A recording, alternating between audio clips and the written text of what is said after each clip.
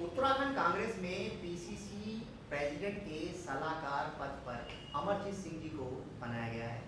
उत्तराखंड की सियासत में अमरजीत सिंह जी पहले सोशल मीडिया आईटी प्रकोष्ठ के प्रदेश अध्यक्ष थे और अब वर्तमान में गणेश गोदियाल जी का सोशल मीडिया का सारा काम संभालेंगे। तो किस नज़रिए से वो देखते हैं इन सब चीज़ों को और आगे उनकी क्या रणनीति रहने वाली है 2022 के विधानसभा चुनाव को लेकर, इन्हीं सब मुद्दों पर बात करेंगे और उनसे जानने की कोशिश करेंगे कि वो इस बारे में अपना क्या नज़रिया रखते हैं। अमरजीत सिंह जी, आपको पीसीसी प्रेसिडेंट साहब का सलाहकार बनाया गया है, कैसी जिम्मेवारी है और क्या चैलेंज है? पहले तो धन्यवाद कि आपने मुझे अपना पक्ष रखने का मौका दिया कि मुझे अपनी बात को आपके माध्यम से लोगों के बीच में रख सके। देखिए, मैं पिछले लगभग 2013 से यशपाल आर्य जी के समय से मैं सोशल मीडिया उत्तराखंड कांग्रेस का देख रहा हूँ और ये वो समय है जब कहा जा सकता है कि कांग्रेस का जो सोशल मीडिया उस वक्त में शून्य था। उत्तराखंड में विशेषकर तो बिल्कुल कोई सोशल मीडिया विभाग नाम की चीज़ नहीं थी, कोई काम करने वाला नहीं था। लेकिन उसके बाद 2014 जब हमने काम शुरू किया यशपाल आर्य जी के तहत लोकसभा चुनाव भी थे, तब आप देखिए कि उस वक्त कांग्रेस पार्टी ने सोशल मीडिया का जो सदुपयोग होना चाहिए था, उस वक्त कांग्रेस पार्टी ने उसका शायद उतनी अहमियत नहीं समझा और प्रधानमंत्री मोदी जी ने उसका सदुपयोग तो नहीं कहूँगा मैं, पूर्ण रूप से उसका दुरुपयोग करके लोगों के बीच में अपनी जो जुमले थे, अपने जो लोगों को बदलाने का काम था, उस वक्त प्रधानमंत्री मोदी ने 2014 में बखूबी किया। उसके बाद कांग्रेस को भी लगा कि कहीं हम सोशल मीडिया के जो प्लेटफॉर्म पे थे, हम कहीं पिछड़ रहे थे, तो उसमें उस वक्त हमें जिम्मेदारी दी गई।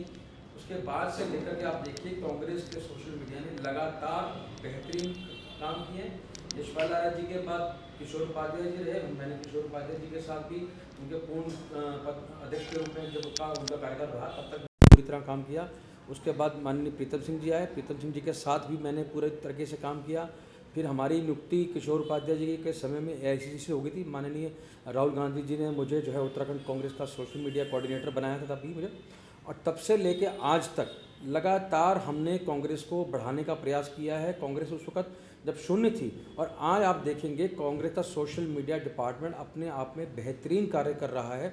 और हमारा प्रयास ये रहता है कि जो बड़े नेताओं के जो काम हैं या जो बड़े नेताओं के संदेश हैं वो आम जन तक किस प्रकार पहुँचे, और भारतीय जनता पार्टी की जो दुष्प्रचार है उस दुष्प्रचार का जवाब हम किस तरीके से और कितने बेहतर तरीके से सोशल मीडिया पे दे सकें, ये लगातार हमने जिम्मेदारी निभाई। उसी क्रम को देखते हुए माननीय गणेश गोदियाल जी ने आज मुझे अपना सलाहकार, सोशल मीडिया सलाहकार के तौर पर मुझे नियुक्त किया है। अमरजीत सिंह जी, उत्तराखंड में सोशल मीडिया की आईटी विंग है जो दिल्ली से ऑपरेट होती है और उसकी चेयरपर्सन भी उत्तराखंड में है, आपको सलाहकार बनाया गया है, तो इसे किस नज़रिए से देख रहे हैं? और लोगों के बीच में ये भी है कि एक नया पद क्रिएट किया गया, जैसे पहले बातें आती थी कि किशोर उपाध्याय जी के समय में या प्रीतम सिंह जी के समय में तमाम लोगों को पद दिए गए, तो ऐसा ही अब वर्तमान गणेश गोदियाल के समय में भी आपको पद देकर किया गया, इसे किस नज़रिए से देख रहे हैं? नहीं, ये कोई ऐसा आप जिस ढंग से कह रहे हैं कोई अनोखा कुछ नहीं है। आज का युग जो है सोशल मीडिया का युग है। जिस प्रकार से आप पोर्टल पे चलाते हैं, आप प्रिंट भी आप देखते हैं, साथ में इलेक्ट्रॉनिक मीडिया है, आज की तारीख में आप प्रिंट मीडिया हो, इलेक्ट्रॉनिक मीडिया हो, इसको नकार नहीं सकते। तो लगभग उसी तर्ज पे आप देखेंगे तो सोशल मीडिया को भी आप नकार नहीं सकते। सोशल मीडिया भी अपनी महत्वपूर्ण भूमिका निभा रहा है। तो आज के युग में, सोशल मीडिया के युग में, इस आईटी के युग में हर एक व्यक्ति को कोई ना कोई ऐसा व्यक्ति चाहिए जिसकी कोई ना कोई किसी क्षेत्र में एक्सपर्टीज़ हो। अध्यक्ष जी ने मुझे केवल ऐसा नियुक्त कर दिया, किसी को खुश करने के लिए नियुक्त किया, ऐसा नहीं है। अध्यक्ष जी ने देखा है हमारे कामों को। अध्यक्ष जी ने पिछले, मैंने आपको बताया 2013 से लेकर के आज 21 चल रहा है, लगातार हमने 8 वर्ष हमने काम किया, कांग्रेस को मजबूत किया है। और उसी नज़रिए को अध्यक्ष जी ने अपनाते हुए अपना एक निजी तौर पर मुझे अपना सलाहकार नियुक्त किया कि किस प्रकार से कोई हमारा काम ऐसा नहीं होना चाहिए कि हमारी कोई संदेश है या अध्यक्ष जी का कोई संदेश है वो ज़मीनी कार्यकर्ता तक ना पहुँचे, वो सही समय पहुँचे, त्वरित पहुँचे और कार्यकर्ता उस पर त्वरित कार्रवाई भी करे, काम भी करे और पार्टी का जिससे फ़ायदा हो। तो उस पद को कोई अनोखा जनरेट किया गया, अलग से कोई पद सृजित किया गया, ऐसा नहीं है। मुझे लगता है कि बहुत उत्तम फैसला था, जो कि अब तक पूर्व अध्यक्षों ने नहीं किया। ये समय समय रहते चीज़ें जैसे जैसे नई आ रही हैं, तो मुझे लगता है कि अध्यक्ष जी ने कोई जिम्मेदारी दी है तो हम इसे बेहतरीन ढंग से करेंगे।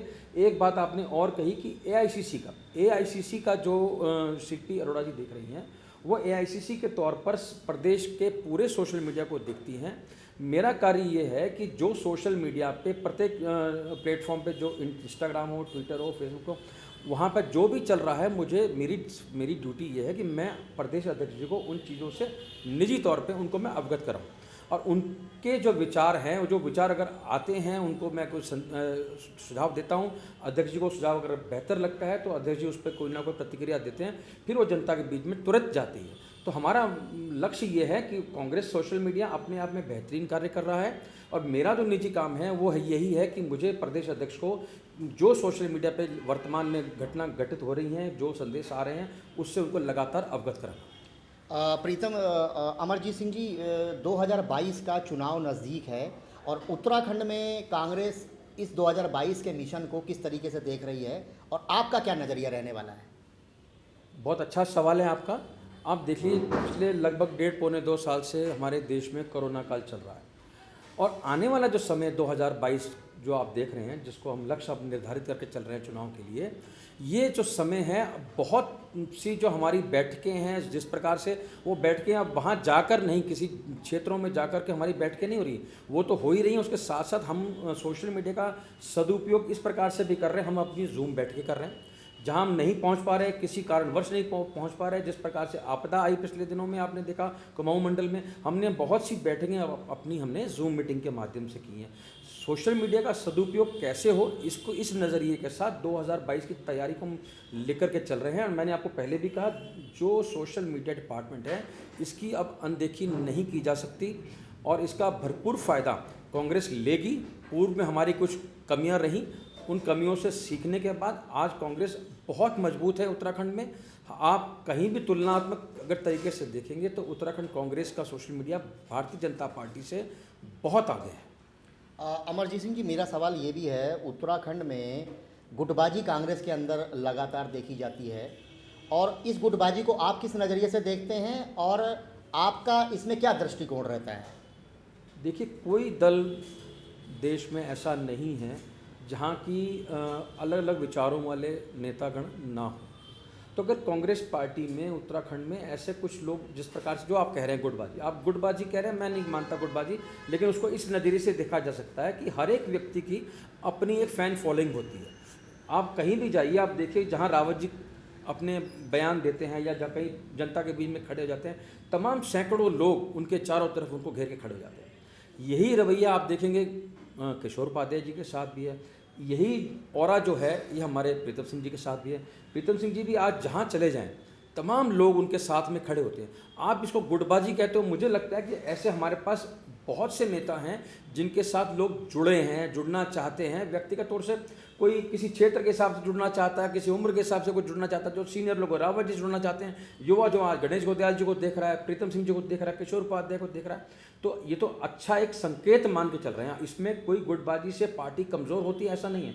ये गुट जितने मजबूत होंगे उतना ही उनका कार्यकर्ता मजबूत होगा, और सब लोग मिल के चुनाव लड़ेंगे, पार्टी के लिए एक साथ जब खड़े होकर चुनाव लड़ेंगे और 2022 की फतेह करेंगे। आप इसे गुटबाजी के नज़रिए से ना देखिए।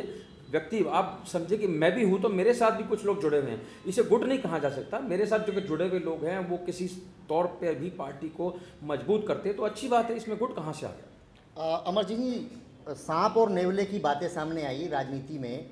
हरीश रावत बहुत मजे हुए खिलाड़ी हैं और परिपक्व भी हैं। उन्होंने सांप और नेवले की बात की, तो ये लोगों के मन में जिज्ञासा है कि सांप कौन था और नेवला कौन था। नहीं, सांप कौन था, नेवला कौन था, ये कोई ऐसी तुलना करने वाली बात नहीं है। आप उसका भावार्थ समझें। भावार्थ ये है कि अगर कोई आपदा आ जाती है राज्य के अंदर, उसमें अगर कोई विरोधी दल का भी है, भारतीय जनता पार्टी का भी, कोई कांग्रेस का है, मैं तो कहूँगा जो नई पार्टी आज आम आदमी पार्टी आई है, कोई और यूकेडी हो, ऐसे समय में हम लोग दलगत राजनीति से उठ करके बात करें। तो उन्होंने इस प्रकार से कह दिया कि कोई नेवला है या सांप, इसमें किसी को व्यक्ति विशेष की बात नहीं की गई। यहाँ सवाल ये था कि आज अगर राज्य में कोई आपदा आई है तो हमें उसको मिल करके इस मुश्किल से, इस दौर से पार करना है। आप इसे सांप और नेवले के तौर पर ना देखें, आप ये देखें कि हमने ये संदेश दिया है, बल्कि मैं कहूँगा रावत जी ने बड़ा स्पष्ट संदेश दिया है कि ऐसे मौक़ों पर हम दलगत राजनीति से उठ कर बात करें। नहीं, सांप और नेवले की जो बात कही उन्होंने राजनीतिक परिदृश्य में, इसको लेकर बड़े स्तर पर भी बातें हुई कि इस तरह की बातें नहीं आनी चाहिए राजनीति में, इस तरीके से स्तर को नहीं गिराना चाहिए। कहाँ स्तर गिरा? ये तो अपने अपने वैचारिक, देखिए आप नहीं, किसी को विचार अच्छे लग सकते हैं, किसी को नहीं लग सकते। हिंदुस्तान आज़ाद है भाई, कोई क्या सोचता है ये विषय नहीं है। मैंने आपसे कहा उसका भावार्थ को समझा जाना चाहिए।